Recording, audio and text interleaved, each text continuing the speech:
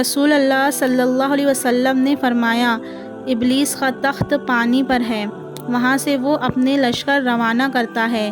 ابلیس کا اس کے نزدیک سب سے زیادہ پسندیدہ شیطان وہ ہوتا ہے جو سب سے زیادہ لوگوں میں فتنہ ڈالتا ہے۔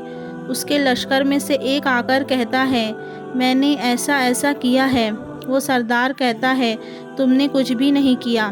پھر ان میں سے ایک آ کر کہتا ہے، میں نے ایک میاں بیوی کے درمیان جھگڑا کرا دیا ہے۔ وہ اس کو اپنے قریب کر کر کہتا ہے، ہاں تم نے بہت اچھا کام کیا ہے۔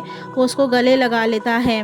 میاں بیوی میں اختلاف پیدا کرنا شیطان کے نزدیک سب سے بہتر کام اس لیے ہے کہ ان کے اختلافات سے صرف دو انسانوں ہی کے درمیان نہیں بلکہ دو خاندانوں کے درمیان ہو جاتے ہیں، جس کے نتائج بہت ہی بڑے برے نکلتے ہیں۔ لہٰذا میاں بیوی کو ایسے موقع پر اعوذ باللہ من الشیطان الرجیم پڑھنا چاہیے۔